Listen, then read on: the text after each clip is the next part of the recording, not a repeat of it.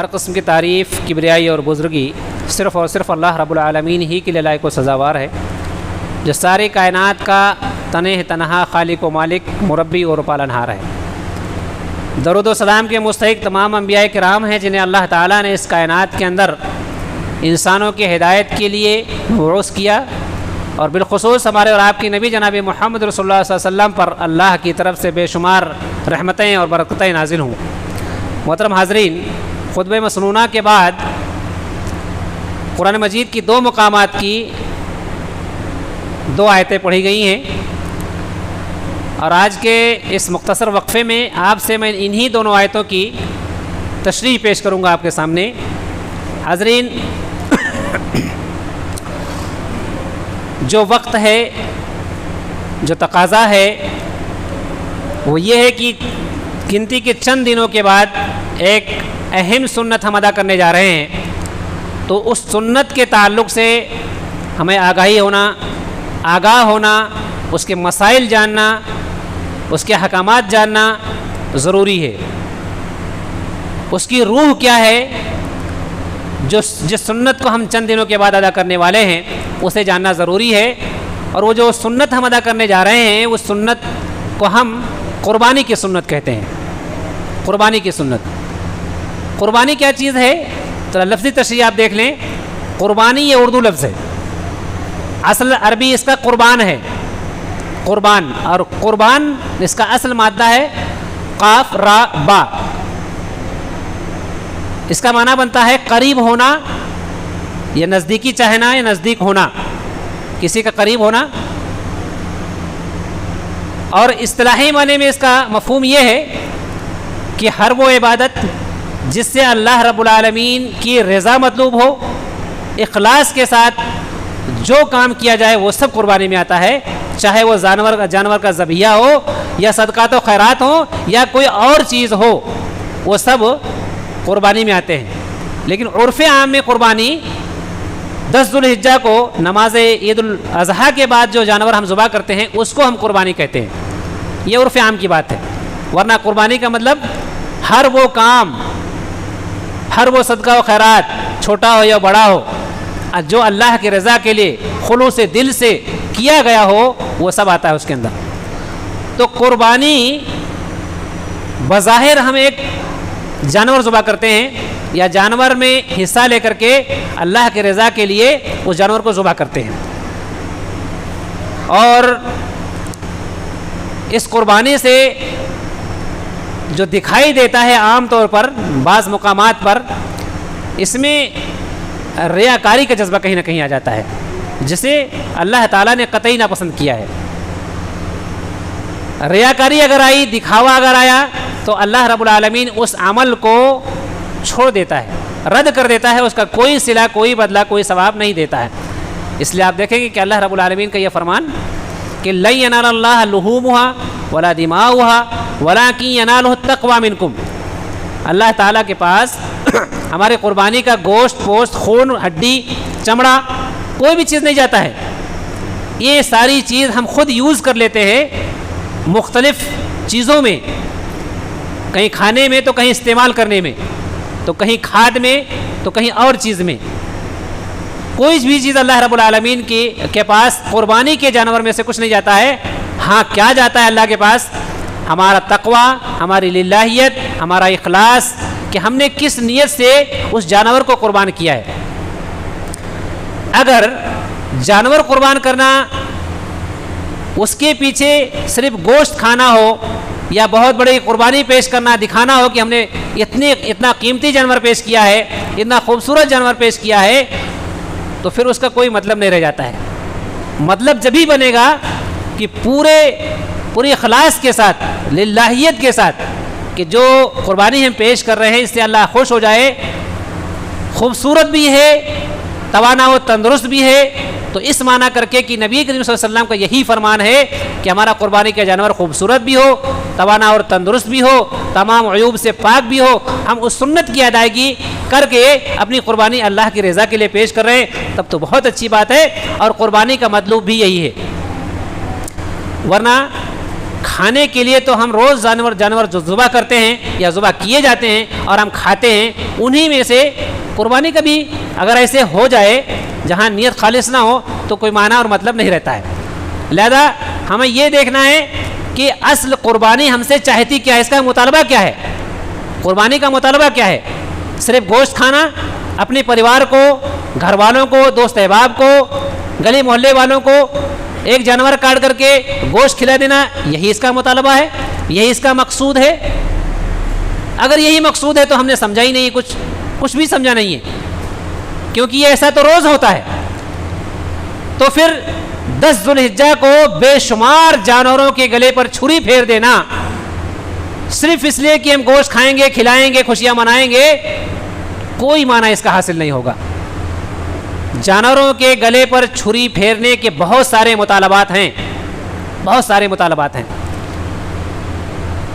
سب سے اہم چیز تو یہ ہے کہ اللہ کی وحدانیت کا اقرار اس معنی کر کے کہ اللہ کا یہ حکم ہے تب ہم کر رہے ہیں، اللہ واحد کا یہ حکم ہے تب ہم یہ کر رہے ہیں،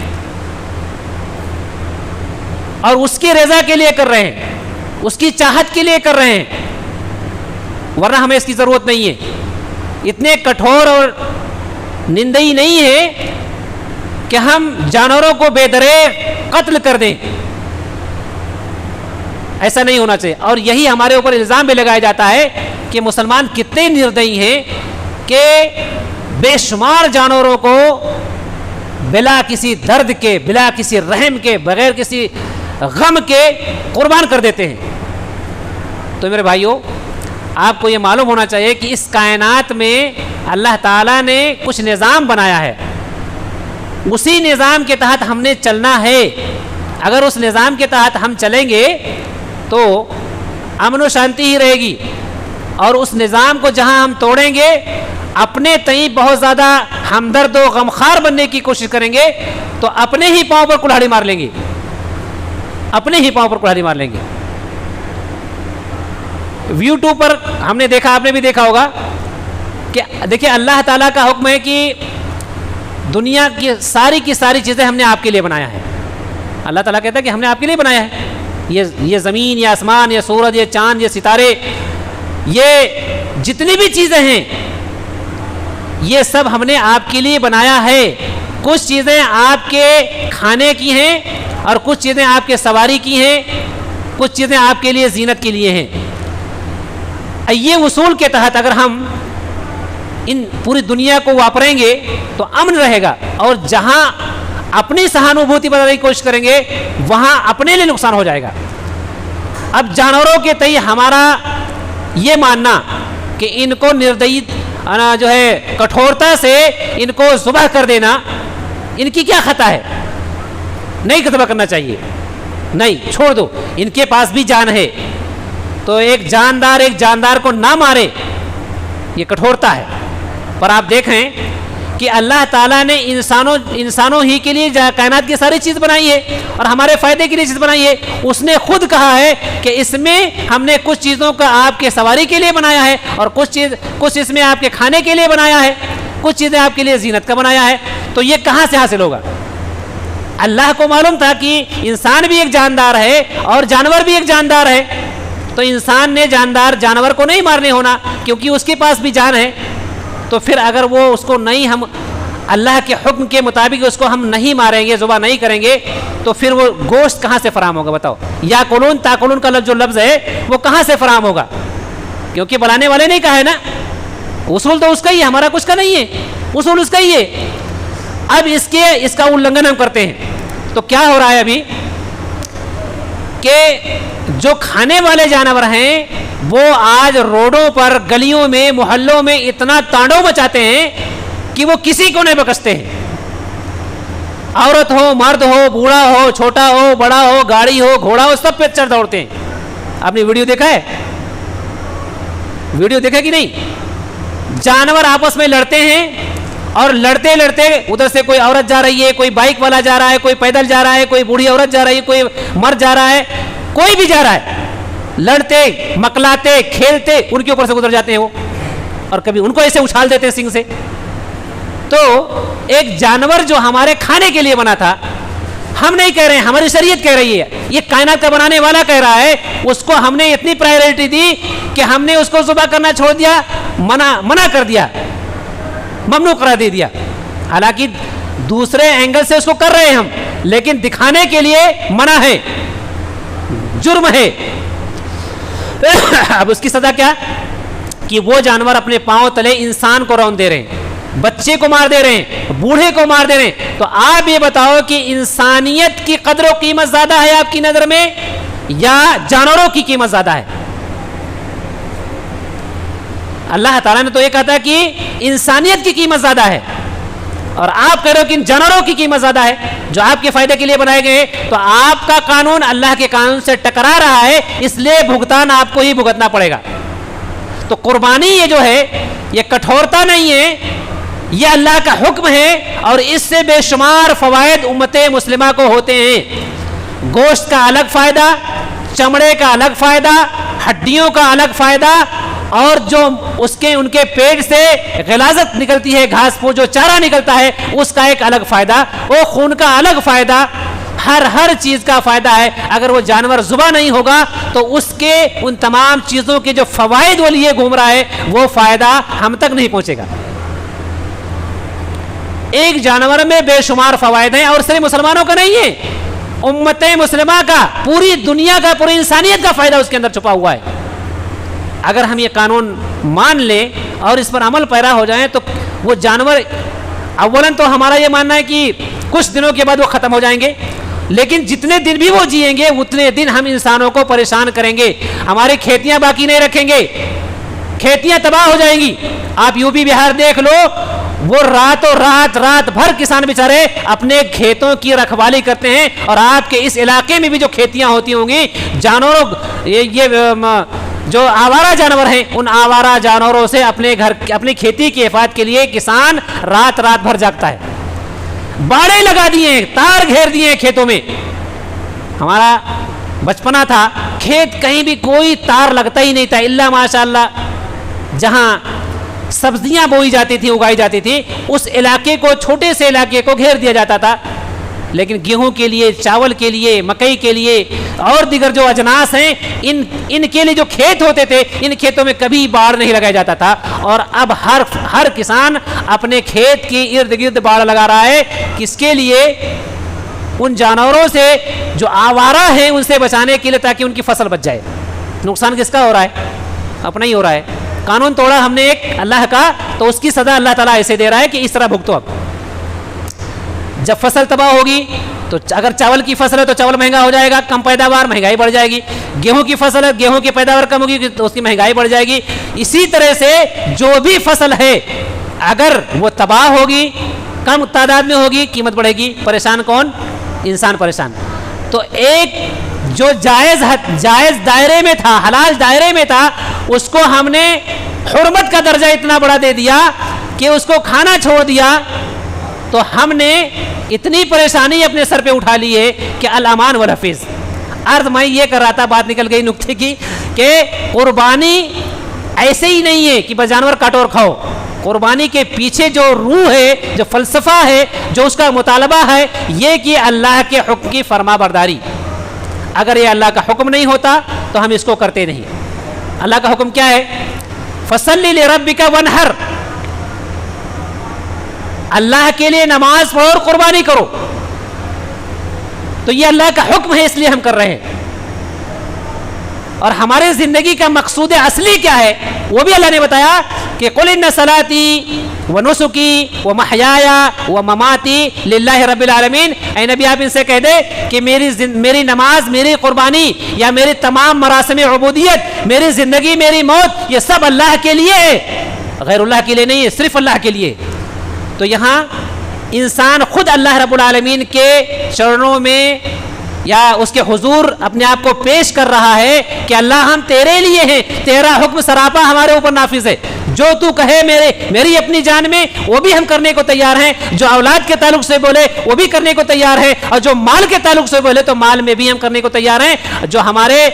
جو نمائش اور خوبصورتی اور زیب و زینت کی چیزیں ہیں, اس تعلق سے اگر کوئی مطالبہ تو کرے تو اس میں بھی ہم تیار ہیں. تو یہ جانور ہمارے زیبائش و آرائش کی چیزیں ہیں. فائدے کی چیزیں ہیں. اس میں اللہ کا حکم یہ ہے کہ فصلی لربک وانحر، قربانی کرو. تو ہم اس لیے قربانی کرتے ہیں، یہ اللہ کے حکم کی فرما برداری ہے. کفار مشرکین اس وقت بھی جب یہ آیتیں نازل ہوئی ہیں اور آج بھی انیکوں خداؤں کی پرستش و پوجا کرتے ہیں، اور ہر ایک کو خوش کرنے کے لیے ان کے الگ الگ اپنے طریقہ کار ہیں. آج اس دور میں بھی بلی کا تصور پایا جاتا ہے معبودوں کو خوش کرنے کے لیے. بلی کا تصور. آپ اگر روح رکھتے ہو، انسان ہو، اور آپ کا وجود ہے، آپ کو ایک درد ہے، تو آپ بے دردی سے بلی کیوں کرتے ہو؟ اس کا جواب کیا ہے آپ کے پاس؟ بے دردی سے جو بلی چڑھاتے ہو، اس کا جواب کیا ہے آپ کے پاس؟ اگر ایک کمیونٹی کے لوگ کریں تو آپ کے لیے بہت بڑا مسئلہ ہے، اور آپ خود کریں تو کوئی مسئلہ نہیں ہے. یہ دو رویہ نہیں صحیح ہے. انسان سب ہیں اور سب کے اپنے حقوق ہیں، سب کے اپنے کھانے پینے کے انداز ہیں، وہ اپنے حساب سے کھائے پیے آزاد ہے. حساب کتاب تو اس کو اللہ نے دینا، اللہ کے پاس دینا ہی دینا ہے. لیکن ایک اللہ کے وصولوں پر کوئی کام کرے تو آپ کو اعتراض ہو، اور آپ اپنے وصولوں پر کرے تو کوئی اعتراض نہ ہو. یہ دورنگی ہے، دورنگی نہیں ہونا چاہیے. کھانے پینے کی چیزیں تو سب کے لیے ہونا چاہیے، نظر و نیاز کی چیزیں سب کے لیے ہونا چاہیے، قربانی اور بلیدان کی بات ہے تو سب کے لیے ہونا چاہیے، تب بیلنس رہے گا. ورنہ جس کو آپ دبائیں گے وہ کتنا دبے گا؟ ایک حد تک دبے گا، اور دبنے کے بعد پھر جب وہ ابھرے گا تو آپ کو تکلیف ہو جائے گی. تو ایسی باتیں نہیں ہونی چاہیے. خیر، خلاصہ یہ کہ قربانی خالص اللہ کی رضا کے لیے ہوتا ہے، اور اس کا مطالبہ یہ ہے کہ ہم جو کام کر رہے ہیں صرف جانور کو ہی ہم ذبح نہیں کر سکتے ہیں. اے اللہ، اگر تیرا حکم ہو جائے تو ہم اپنی جان بھی دے سکتے ہیں، اپنی جان. مثلا تیرے دین کو بچانے کی اگر باری آ جائے اور مطالبہ ہو کہ اس وقت اے مسلمانوں تمہیں اپنی جان کا اپنی جان کا نذرانہ دینا ہے تمہیں، تو ہم اس کے لیے بھی لبیک کہیں گے، ایسے ہی جیسے تیرے حکم پر ہم نے قربانی کی ہے. اگر وطن، دیار، ملک، اپنا پیدائشی جائے پناہ چھوڑنے کی بات آ جائے کہ یہ جگہ اب آپ کو چھوڑنا پڑے گا کیونکہ آپ کا دین محفوظ نہیں ہے، آپ کی جان محفوظ نہیں ہے، آپ کا مال محفوظ نہیں ہے، تو اے اللہ ہم ویسے ہی اس کو برداشت کریں گے اور ویسے ہی اس کو قربان کریں گے. گرچہ کہ میں یہاں پیدا ہوا، بہت ساری دوستیاں ہیں، دھندہ بزنس ہے، تعلقات ہیں، رشتہ داریاں ہیں، بہت کچھ ہے، لیکن چونکہ میری جان، میرا دین، میرا ایمان محفوظ نہیں ہے، اس لیے میں اسے بھی چھوڑ دوں گا. یہ نمونہ بھی اس قربانی میں ہے، کیونکہ جس ہستی والا کے تعلق سے یہ قربانی ہم تک پہنچی ہے، اس نے اول وہلا میں وہ وطن چھوڑا ہے جہاں وہ پیدا ہوئے، پلے بڑھے، وہاں کے واتاورن سے، وہاں کے ایٹماسفیئر سے فائدہ اٹھایا انہوں نے، لیکن وقت آیا تو وہ جگہ انہوں نے چھوڑا.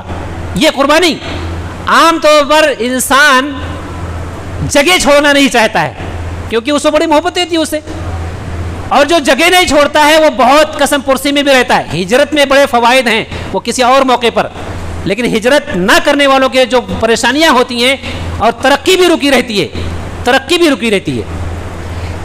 تھوڑا چھوٹا سا اشارہ دیکھ لو، اگر آپ کے اس صرف راویر میں کاروبار کا مسئلہ ہو تو کتنے کاروبار آپ نکال پائیں گے کہ جس میں سب کے پیٹ بھر جائیں؟ آپ کو کاروبار کے لیے کہیں نہ کہیں پرستھان کرنا پڑتا ہے. 200 400 500 1000 کلومیٹر کے حد میں جاتے ہیں آپ. کس لیے؟ یہ ہجرت آپ کا روزی کے لیے ہے، اور وہاں سے اس گاؤں میں جا کر کے، اس شہر میں جا کر کے آپ اپنی روزی، اپنے بچوں کا لالن پالن کرنے کے لیے لے کے آتے ہیں. اور آپ سوچتے ہیں کہ نہیں مجھے نہیں جانا ہے، مجھے یہیں رہنا ہے، تو آپ کو کیا ملتا؟ نہیں ملتا نا. تو ہجرت کی یہ فوائد آپ غور کریں تو بہت سارے ہیں. تو قربانی سب سے پہلے قربانی پیش کرنے والے کی سیرت کو بھی دیکھیں گے تو وہاں قربانی، اس کی بھی قربانی موجود ہے، اور اس کے بعد اپنے جان کی قربانی بھی، آگ میں ڈالے جانے کو برداشت کرنے کی قربانی بھی موجود ہے، اور اس کے بعد بیوی بچوں کو چھن جانے کی قربانی بھی موجود ہے. اس کے بعد آپ دیکھیں گے کہ بیوی بچوں کو چھوڑنے کی قربانی بھی موجود ہے. انتتہ آپ دیکھیں گے کہ جو بچہ بڑھاپے میں ملا ہے اس بچے کے گردن پر چھری رکھنے کی قربانی بھی موجود ہے. تو یہ قربانی اپنے پیچھے بہت سارے مطالبات رکھتی ہے. تو قربانی ایسے ہی نہیں کرنا ہے، ان تمام چیزوں کو پیش نظر رکھ کر کرنا ہے کہ ہم نے جب ہم جانور ذبح کر رہے ہیں تو ہم نے کیا کیا چیز پیش نظر رکھنا ہے۔ سب سے اوپر جو لسٹ میں ہے وہ اخلاص کے، سارا کام اخلاص، سارے دینی امور عبادات سب اگر اخلاص سے خالی ہیں تو اللہ تعالیٰ کے یہاں جائیں گے نہیں۔ وہ اگر ایمان و عقیدہ درست نہیں ہے، اخلاص ہے، ایمان و عقیدہ درست نہیں ہے، تب بھی وہ اللہ تعالیٰ کے پاس وہ ہمارا نذرانہ، وہ ہمارا صدقہ نہیں جائے گا، اس کا ثواب ہمیں ریٹرن نہیں ہوگا۔ قربانی اخلاص نیت کے ساتھ اور پکے ایمان کے ساتھ، کچے ایمان کے ساتھ نہیں، پکے ایمان کے ساتھ، تب وہ جا کر کے ملے گا۔ شرک و بدعت کا اگر شائبہ ہے ایمان کے ساتھ تو کوئی فتویٰ تو نہیں دے سکتا ہے، کوئی مولوی کی زبان میں دم نہیں ہے کہ وہ یہ کہے کہ آپ کی قربانی رد، لیکن نصوص یہ بتاتے ہیں کہ آپ خود غور کرو کہ اگر آپ مشرک بھی ہو مسلمان بھی کہلاتے ہو، آپ بدعتی ہو مسلمان بھی کہلاتے ہو، تو آپ خود سوچو، نصوص پر غور کرو، قرآن و سنت کو پڑھو، آپ کو پتہ چلے گا کہ شرک و بدعت کے ساتھ اللہ تعالیٰ کے ہاں ہمارا کوئی عمل قبول نہیں ہوگا۔ ہم نہ کہیں آپ کو، آپ خود ہی سمجھ جاؤ کہ اگر آپ یا میں شرک میں بدعت میں ملوث ہیں تو ہمارا چاہے قربانی کا مسئلہ ہو یا عام صدقات و خیرات کا مسئلہ ہو، روزہ ہو، نماز، زکوٰۃ، حج ہی کیوں نہ ہو، کہ کوئی بھی عبادت اللہ تعالیٰ تک نہیں پہنچنے والا ہے، مطلب یہ کہ اس کا ثواب ہم کو نہیں ملنے والا ہے۔ قربانی ہمیں سکھاتی ہے کہ ایمان باللہ ہمارا مضبوط ہو۔ قربانی ہمیں یہ بھی سکھاتی ہے کہ جب اللہ نے ہمیں نعمت دیا ہے، طاقت دیا ہے، قدرت دیا ہے، تو ہم اس کا شکریہ ادا کریں، نعمت کا شکریہ۔ وَأَمَّا بِنِعْمَةِ رَبِّكَ فَحَدِّثْ، اللہ نے نعمت دیا ہے، مال کی نعمت، اس مال سے ہم قربانی کا جانور لے سکتے ہیں اور قربان کر سکتے ہیں، تو ہم قربانی کے ذریعے اللہ کا شکر ادا کریں کہ اللہ تو نے جو مال دیا ہے یہ کسی کلب میں نہیں جا رہا ہے، یہ کسی بھٹیار کھانے میں نہیں جا رہا ہے، کسی ریسٹوران میں نہیں جا رہا ہے، کسی ناچنے گانے والے کے فنڈ میں نہیں جا رہا ہے، یہ پیسہ اللہ تیرے رضا کے لیے قربانی میں جا رہا ہے، جہاں تیری رضا ہے وہاں جا رہا ہے۔ شکریہ، یہ شکریہ ہے، مال کا شکریہ۔ اسی طرح سے یہ جو قربانی ہے اس کا مطالبہ یہ ہے کہ ہم اپنی منمانی نہیں کر سکتے۔ کیا؟ قربانی منمانی نہیں۔ صحابہ کرام سے بھی تھوڑی سی ایک چوک ہوئی تھی، آپ سنے ہوں گے بارہا۔ عید الاضحیٰ کے دن بعض صحابہ نے اپنی قربانی پہلے کر لی، لوگ جا رہے ہیں، دیکھا کہ فلاں نے تو قربانی کر لیا، ابھی اللہ کے رسول کو اطلاع نہیں ہے، لیکن لوگوں نے دیکھا کہ بعض حضرات اپنی قربانی کر چکے ہیں، مصلی میں گئے، نماز ادا ہوئی، وہاں سے واپس ہوئے تو اللہ کے رسول نے بھی دیکھا کہ ہاں بعض لوگوں نے تو قربانی کر لی ہے، اب کیا؟ قربانی پہلے ہو گئی، نماز بعد میں۔ اللہ کے رسول نے کہا کہ بھائی دیکھو، جس نے ہماری نماز سے پہلے قربانی کر لی ہے اس کی قربانی قبول نہیں ہے، وہ عام قربانی کا عام جو ہے ذبیحہ ہے اس کا کوئی فائدہ آپ کو نہیں ملنے والا ہے۔ جس نے عید الاضحیٰ سے پہلے صلاۃ عید الاضحیٰ سے پہلے جو قربانی کر لی ہے اس کو اس قربانی کا کوئی ثواب نہیں ملے گا، اس کو اس کی جگہ پہ دوسری قربانی کرنی ہوگی، اس کی جگہ پہ اب نماز ہو چکی ہے، اس کے بعد اس کو اپنا جانور ذبح کرنا ہوگا، تب اس کی قربانی ہوگی۔ کیا پتا چلا کہ ہم قربانی کرنے میں بھی منمانی نہیں کر سکتے کہ بھئی جانور ذبح کرنا ہے، نماز سے پہلے بھی ذبح کر لو، نماز کے بعد بھی ذبح کر لو، کیا فرق پڑتا ہے؟ بلکہ اور آسانی ہو جاتی ہے، ذبح ہو گیا، دیگ چڑھ گیا، نماز سے آئیں گے تو بچے کھانے پر بیٹھ جائیں گے، اور نماز کے بعد آئیں گے، جانور ذبح ہوگا، پھر دیگ پہ چڑھے گا تو اور دیر ہو جائے گا، بچوں کو اور بھوک لگے گی، بڑوں کو بھی بھوک لگے گی۔ اور قربانی کے دن تو ایسا ہے کہ عید کی نمانی صلاۃ عید الاضحیٰ سے پہلے آپ کھا بھی نہیں سکتے ہیں، کچھ نہیں کھانا چاہیے۔ تو آپ اگر لوٹ کے آتے ہیں 9 بجے 10 بجے، پھر آپ کی قربانی ہوگی تو پکتے پکاتا ہے 11 بجے گا، 11 بجے کا انتظار کون؟ 7 ہی بجے کر ڈالو، پکا تیار رہے گا، نماز کے بعد آئیں گے، کھانا شروع ہو جائے گا۔ فائدہ بظاہر فائدہ اس میں ہے، لیکن شریعت کہہ رہے ہے کہ نہیں، نبی نے جیسا کیا ہے ویسے آپ کو کرنا ہے۔ وہ آپ نماز پڑھ کے 10 بجے آتے ہو کہ 11 بجے آتے ہو، وہ نہیں مطلب آپ ہمارا ہے، مطلب ہمارا شریعت کا یہ کہ جب شریعت نے کہا کہ آپ نبی کی نماز کے بعد وہاں سے چلتے چلتے آج عید الاضحیٰ کی نماز کے بعد ہی قربانی ہوگی، یعنی سنت کے مطابق جب قربانی ہوگی تو ہی وہ قربانی مانی جائے گی، ورنہ قربانی رد ہو جائے گی۔ اچھا، قربانی کی طرف سے ایک اور بات اپنے سماج میں یہ چلتا ہے کہ جو جانور چھوٹے جانور میں اور بڑے جانور میں تھوڑا سا انتر، حالانکہ انتر کچھ نہیں ہے۔ لا تذبح الا مسنہ، اللہ کے رسول صلی اللہ علیہ وسلم نے فرمایا کہ قربانی میں آپ کا جانور جو ذبح ہوگا وہ مسنہ ہوگا۔ مسنہ مطلب دانتا، اور دانتا کا جھانسا کیسے دیتے ہیں؟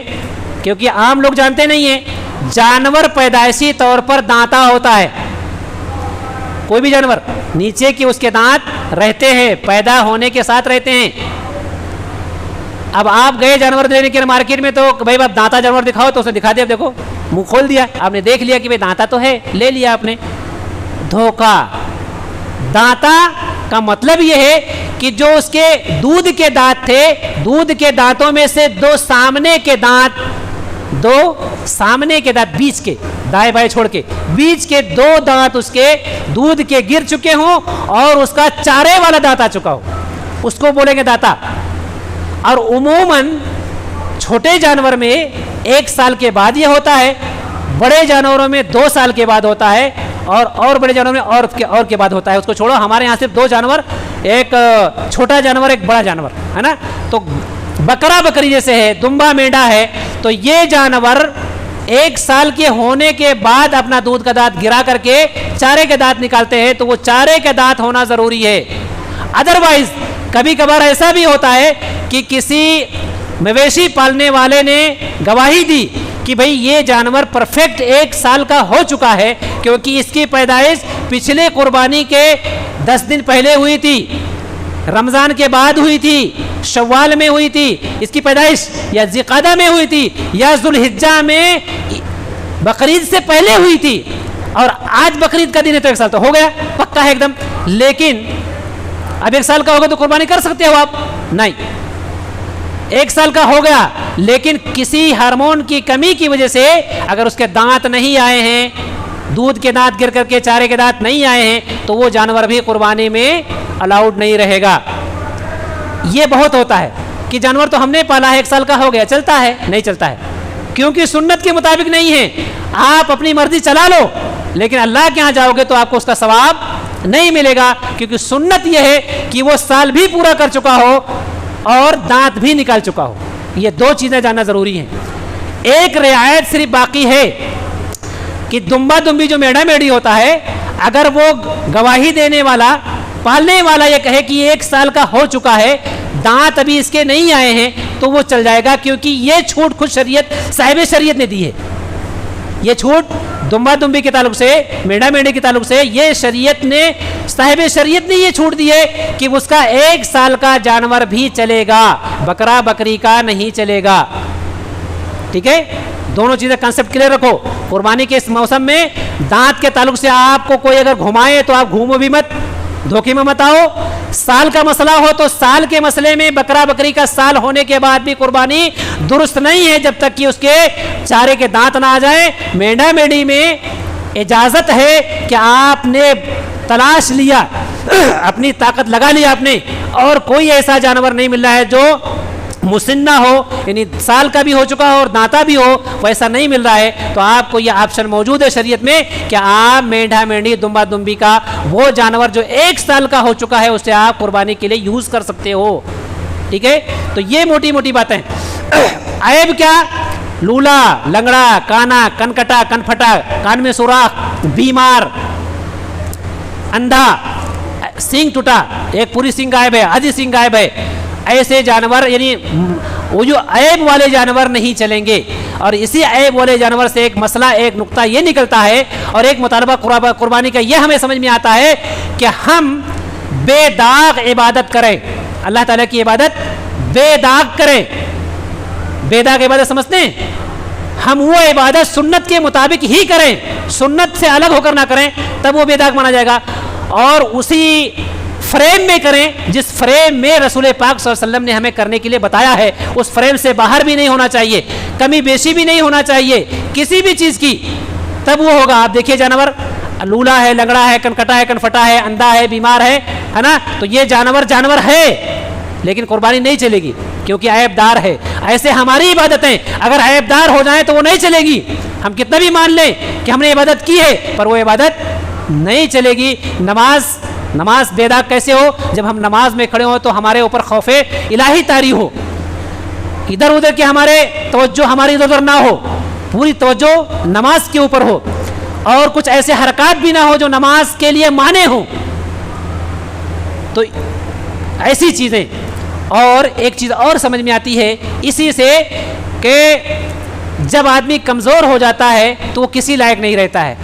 اس لیے ہم نے جوانی میں عبادت کرنے ہونا, جب بھرپور جوانی ہو. اس لیے شریعت کے اندر قربانی میں کے لیے جو جانور چنا گیا ہے وہ کیا کہا گیا ہے کہ وہ تندرست ہو, خوبصورت ہو, توانا ہو, کسی بھی عیب, کوئی بھی عیب اس کے اندر نہ ہو. ایسے ہی جب ہم جوانی میں اللہ کی عبادت کریں گے تو یہ اللہ کو زیادہ محبوب ہوگا اور پسندیدہ ہوگا. لیکن ہم بڑھاپے میں خاص طور سے کچھ عبادتیں ہم مسلمانوں کے افراد نے خاص کر رکھے ہیں کہ ہم بوڑھے ہوں گے تو شروع کر لیں گے.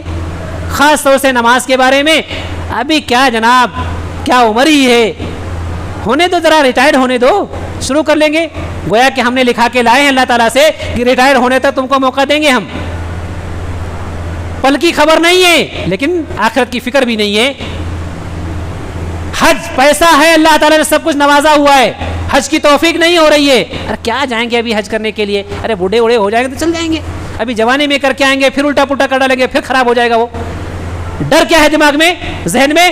جوانی میں اگر حج و عمرہ کر کے آ جائیں گے, جوانی ہے دیوانی ہے, کہیں بھی بہک گئی پورا خراب ہو جائے گا.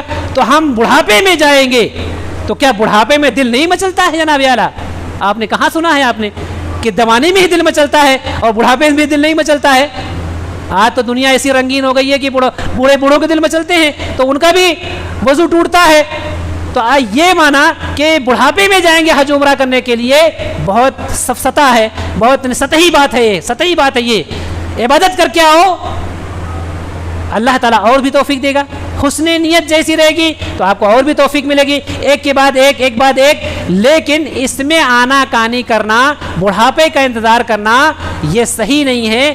ایسے ہی قربانی کا یہی مطالبہ ہے کہ آپ اچھے وقت میں, طاقت و توانائی کے وقت آپ دوسری بھی عبادتیں کرو, اور قربانی بھی, آپ قربانی کا جانور بھی آپ کا توانا و تندرست ہو, بے داغ ہو. وقت ادا ہو گیا. اللہ سے دعا کرتا ہوں کہ اللہ رب العالمین ہمیں جو باتیں کہی گئی ہیں ان نکات پر عمل کرنے کی توفیق عطا فرمائے, ہماری کوتاہیوں کو اللہ تعالیٰ دور فرمائے, اور جب تک ہمیں زندہ رکھے, اسلام پر زندہ رکھے, خاتمہ اسلام پر فرمائے. آمین. تقبل یا رب العالمین.